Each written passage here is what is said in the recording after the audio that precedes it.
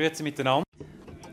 Well, good afternoon, one and all. I'm delighted to be able to speak Swiss German, and I'm so happy to see all of you here at this open forum session dedicated to plastic pollution.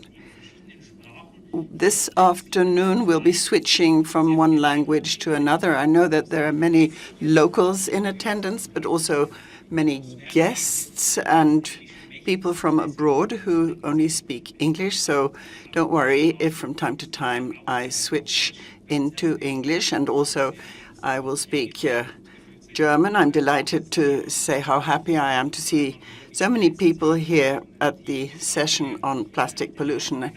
And I think it really hits the spot, as we said last year already. It's an issue which there is an awful lot to talk about. It's one of the great issues of today. It would be presumptuous on our part to say that we're going to solve the problem here today, but at least we need to focus on the issue, discuss it, and perhaps allow some of you to learn something or take something home from this meeting. Here to talk about an issue, talk about a problem that is very high on the agenda at the moment, that thankfully, I would say, people talk about. I think you can't talk about it enough as long as we have that issue and that problem. And I think it's a great idea to open this forum, also the open forum, to the issue, and to be also talking to the people from and in Davos about one of the topics that, as I said, is very high on the list and high on the agenda of not always the civil society, but also the politicians and the governments. I'd like to introduce our panelists to you in a kind of a short way. You probably have seen who's on the panel anyway, but let me just start from left to right. We have Cathy here. She's a global shaper, very committed to the cause, very busy young entrepreneur and political person. She's working amongst others for the Canadian government, and she's very, as I said, very involved and committed in these questions that we're talking about today. Welcome. We have Heather Koldewey. She's a fellow from the National Geographic Society. She's working for the Zoological Society of London. She's also an honorary professor at the University of Exeter, and she's an expert when it comes to animals. Also animals of the sea. I know she's very interested in seahorses, and she's done her thesis about the brown trout in Wales. So if you have a question about a sea and water animal, please refer it to Heather today. Then we're very honored to have Peter Thomson here. He's the United Nations Secretary General's Special Envoy for the Ocean. The first one in this position. I'm very happy and very honored to say you're actually the first Fijian citizen that I have on a panel. He comes from a region, of course, which is heavily involved and which is also a victim of these issues that we're talking about. So he can give his own very personal opinion and approach to that as well. Then we have Tom Szaky here. Welcome, Tom. He's the founder and CEO of TerraCycle. They're the global leader in the collection and recycling of post-consumer waste. Very much involved also in the question, what do we do with the plastic? What can we do better? How can we transition from a linear economy to a more circular economy? And we're very curious of what you have to say about the title here as well, Plastic Pollution, an End in Sight. And then, last but not least, welcome also to Gloria Fluxa Thienemann. She's the Vice Chairman and Chief Sustainability Officer of the Iberostar Group. I think a group that many of us know. Whoever has gone on a vacation in faraway countries has probably been in one of the Iberostar hotels. She's from Spain, and she's also a young global leader at the World Economic Forum. Maybe to start off and to give the people here a little kind of an idea why you are actually sitting here. With some of you, it's easier, just looking at your position of what you do in life, but maybe to kind of ask you almost like in an elevator pitch way, just that we do the rounds, and why is plastic pollution, why is the plastic issue high on your agenda as well, high on your list? Cathy, please. Thank you so much, Urs. Why don't I start by telling you a little bit about the Global Shapers community of the World Economic Forum. So I'm here to represent the community, to represent the voices of youth around the world in this forum. Essentially, the community is comprised of over 7,000 global shapers in over 150 countries that are committed to taking action on socially important issues in their regional communities. And we asked the global shapers around the world, what is the one issue that you're passionate about that is urgent that we need to address together? And together we identified climate change as a #1 priority. So that's why I'm here today. And I'm here to not only share ideas with you and share the great initiatives that young people around the world have undertaken on climate change and plastic pollution, but also to take ideas from you so that we can then create a narrative and build action together. We have 50 global shapers here representing the community at Davos. That is less than 2% of the entire list of attendees at Davos. So I want to make sure that I'm amplifying the voices of youth. So I will rely on you to tell me what your ideas are and what your call to action is as well. Thank you. Thank you very much, Cathy. Very important input as well. So we want to make this as interactive as possible. So sharing ideas should be the idea of today as well.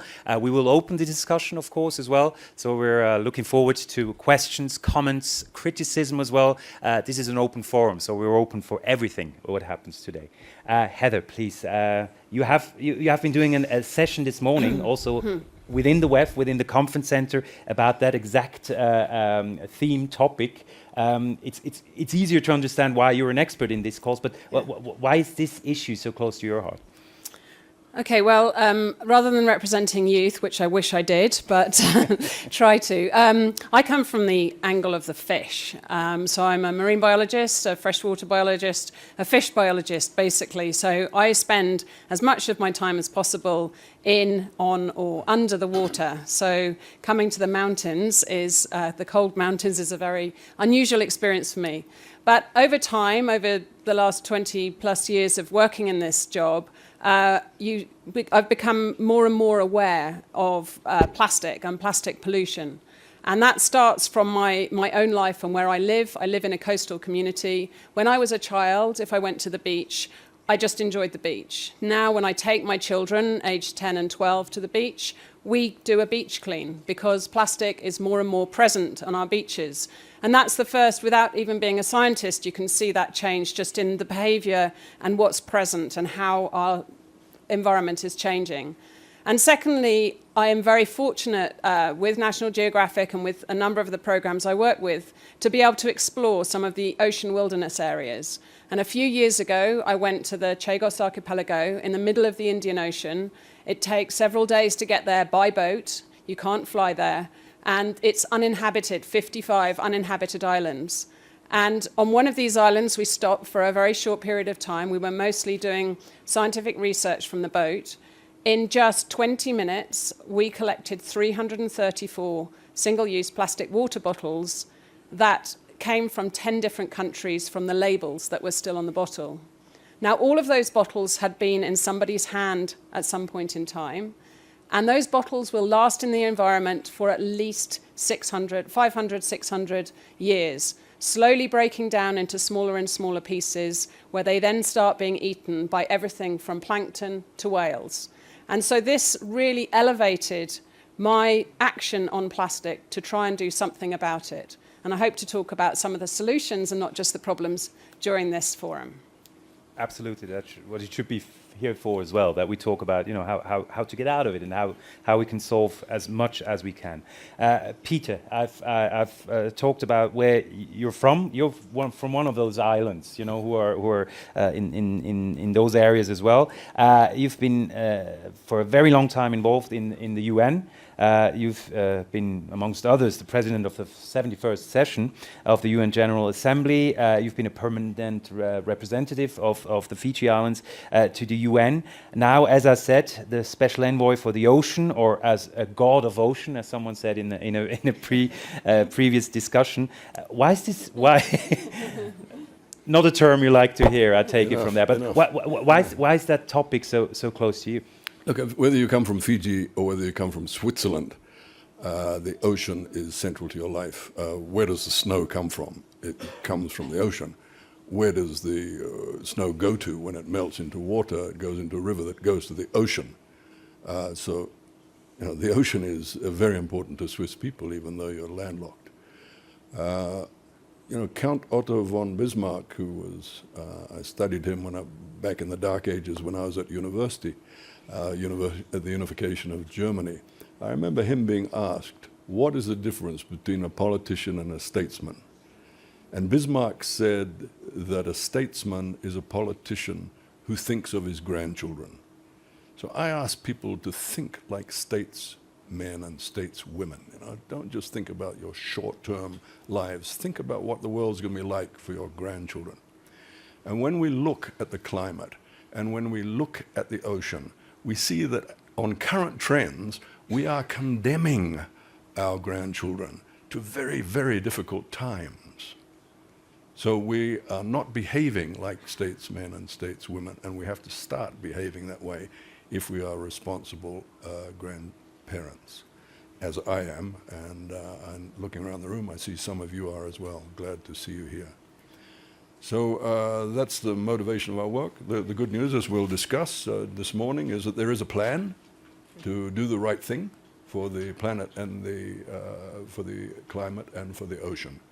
And I'll be happy to answer any questions in relation to that plan. But you know, see the world as connected in every sense. See the fact that every second breath you're taking up here in Davos is coming from the ocean, oxygen produced by the ocean. And I think you will realize the importance of us stopping the plastic getting into the ocean from the river as it runs from Davos down to the sea. Thank you. Thank you very much, Peter. So we're part of the ocean people as well, the Swiss, for once. Thank you very much.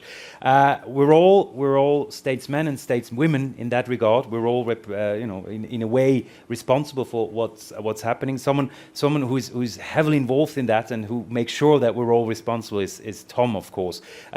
You're the author of 3 books as well. One with the quite unusual title, "Garbage is Great." Can you elaborate on that one?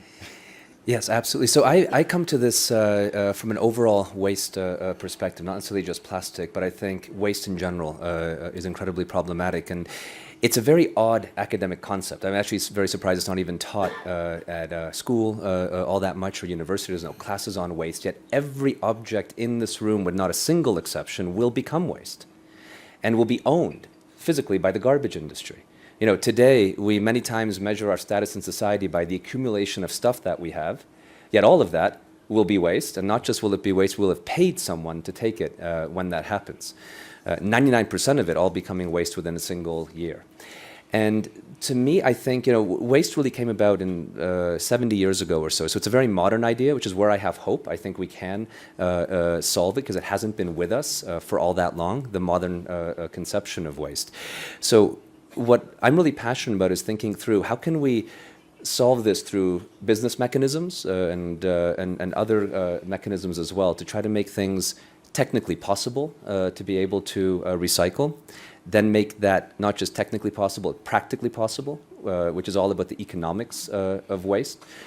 Typically what tends to make something not recyclable, simply that it's not profitable for a waste management company to do it. And then, most importantly, looking at all of us as individuals is to actually take part.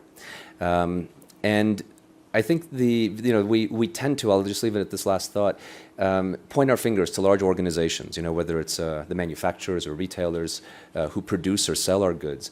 But I think what's incredibly powerful is us as consumers, we vote multiple times a day, no matter how old we are, for the future we want based on what we buy. And this is the most powerful mechanism to change this, and to change it incredibly quickly. And I would just hope that we all wake up to that privilege that we have and do it consciously. Thank you very much, Tom.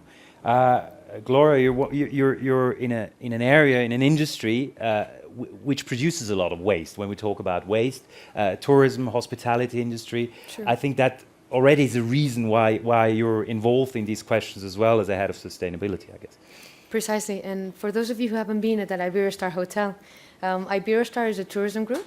It's a family business based in Mallorca, Spain. We have different divisions. tour operators, travel agencies, but our core activity being hotels. We have 120 hotels operating in 19 countries. We serve to 8 million clients and are a family now of 35,000 employees. And at the moment, it's the third and fourth generation, my father, my sister, and I. And I believe we wouldn't have been able to write all the history we have had. We were born in 1877 as a family business if we wouldn't have been responsible. And it is a reality that each generation adapts that responsibility to what they're more close to. And my sister and I have been born in Mallorca, on an island, in the middle of the Mediterranean. We're both divers. So we decided, how can we take that responsibility forwards within our organization as well? And that's why the movement, the Wave of Change, was born. Out of humbleness, it is a movement that aims towards the stewardship of the oceans and its conservation and protection. And it's based on one commitment by 3 action lines. The first one being a responsible consumption of seafood. The second one being an incentivization of the coastal health. And the last one, which is the topic that brings us today, is plastics. And we've made now the claim to become, by 2019, a completely single-use plastic-free organization within the limits that the legislation will allow us. Are you working together with other big companies or corporations, or is that more a kind of an independent initiative that you're doing? True. I believe you first have to look inside and do your own homework, and the collaborations come along the way. Your credibility comes when you start doing things, right? 2019 was the first year we were the first hotel chain in Spain to completely eliminate the plastics, and thanks to that action, a lot of collaborations then came along and alliances. There's a lot of initiatives going on at the moment. We'll hear from one from here, actually, from a local perspective as well, and we'll hear about corporations. And I think that is a point we'll have to talk about. You know, what is the responsibility of us all? What is the responsibility of big business as well, of corporations, of the economy? I would like to start, however, with some facts and figures, because we've seen already some in the initial films. In the initial film that we saw, but if you really go and dig deeper a bit, I mean, some of these facts and figures and numbers are simply mind-blowing. When I read into it, it really makes you aware of the sheer size of the issue and the problem. Just something that you've heard as well. By 2050, the weight of plastic in the seas will be bigger than the weight of fish. If nothing changes. If nothing changes, of course, at the rate we're going now. Yeah. All this is the disclaimer. If we don't act now, and if nothing changes, this will be the case. Something that is already the case is more than 8 million tons of plastic end up in our oceans each year, and which for me, hard to grasp, but if you put it the other way around, or if you put another fact in there, you can understand. That's I read somewhere the equivalent of 5 grocery bags full of plastics along every foot of shoreline in 192 countries of the world. When we see and hear these facts, Heather, and you kind of teach them all day long. That there might be a thought that this problem is so huge. How can we even grasp it, and then let alone try to solve it? Yeah, it took a while. There was a very small number of scientists working on the topic to actually discover the problem, and now we have the scientific information to know the approximate quantities that are going into the ocean. The amount that's coming from rivers, the amount that's coming from mismanaged waste, and that's the primary problem. It's coming from us and it's going into the environment. And even ignoring the ocean, it's otherwise going into landfill. So at the moment, globally, only 9% is recycled. So we are way off looking at the circular economy and proper waste management that we dream of. And the problem is it's such a persistent material. It lasts for hundreds or thousands of years, and so it doesn't go away. So unless it's been burnt, every single piece of plastic ever made still exists on our planet. So now we're just working out what to do with that, and we have that awareness. The fact we have a full room today, the fact that you'll see lots of stories in the media, and the fact you see such an incredibly diverse panel, and that's represented around the plastic conversation, is one that everyone wants to solve. working in conservation, which can be quite challenging in finding solutions that everybody wants, the topic around plastic is really interesting because so many actors are coming to the table, either from a business perspective who are leading because it's with their personal values and identifies with that organization, from a financial sense, from an innovation, from a design sense. And for me as a scientist and a conservationist, it's all about change. Let me just take up one figure you mentioned, because I think it's an important fact that when we talk about the 9% of plastic being recycled at the moment, I think it's 9.5 or so at the moment, this is not because of a scientific reason. I mean, we are able to recycle them with the PET industry. We could, it's just that we don't. That's the main issue, right? It's a huge mix, and I'll refer to Tom, who's far more of a specialist on this, but partly it's around the lack of waste collection and management, and some of it's around product design, which is designed to make it fabulous for us to buy and appeal to all of our marketing, but not necessarily around what happens to it at the end of life. And so what is starting to change by some organizations is to design with that future in mind, with the grandchildren in mind, and a more sustainable system in mind. So we go from plastic to landfill or plastic to the ocean, then goes from plastic to plastic. So, Tom. Yes, please. Sure. I'd happily build on that. I think to give a sense of what are the factors that play into this, first, everything in the world is technically recyclable. There's basically nothing that can't be technically processed.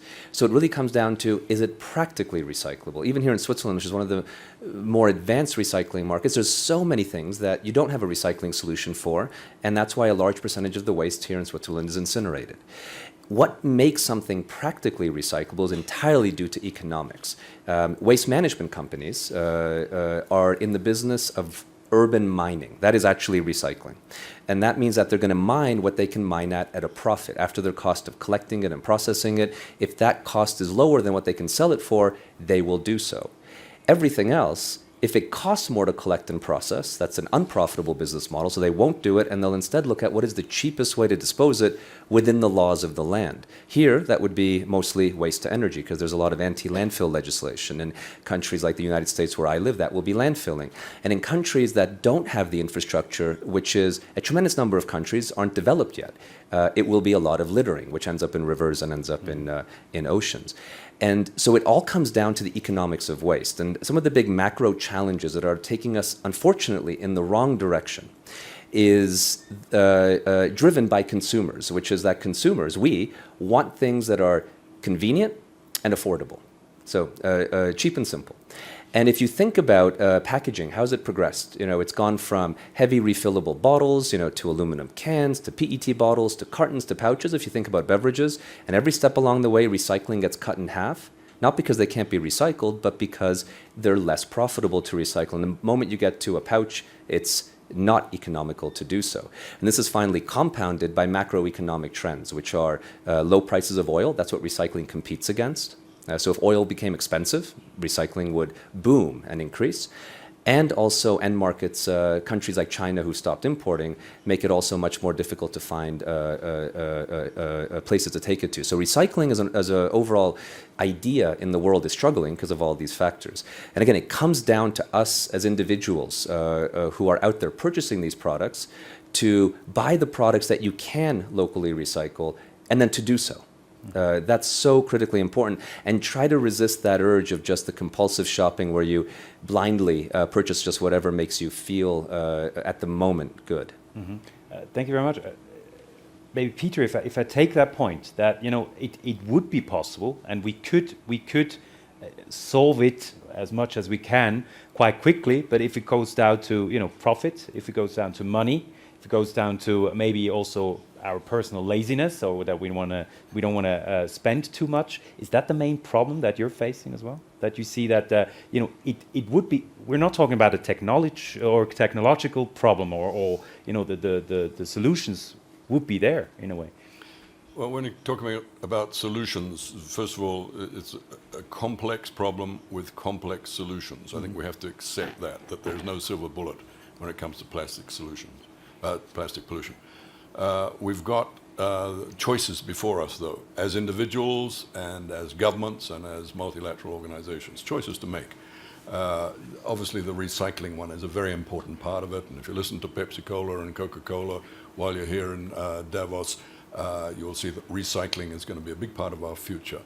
But it's only like the end point, as far as I'm concerned. There is also the refuse, reuse, and reduce aspect that we as individuals can take upon ourselves. I remember well, first of all, I remember when plastic started. I'm old enough for that. Sitting in Fiji, we're sitting around 11-year-olds smoking our cigarettes at school break, you know, bad boys, and somebody produced a plastic Bic cigarette lighter. And I remember that we were all actually appalled by it because there was nowhere to fill the lighter fluid in the top. And we said, what's going to happen to this? They said, we just throw it away. They're so cheap, you get another one. And I said, but what happens to this stuff? Oh, it never destroys it, you know. So sure enough, plastic cigarette lighters a year later were starting to show up on the beaches, and they've been accumulating there ever since. So we have this personal choice of whether to use those or not. I personally gave up smoking a couple of years later when I was a teenager, but I personally have never bought one of those plastic lighters. I find them repulsive, quite frankly, the whole concept of them.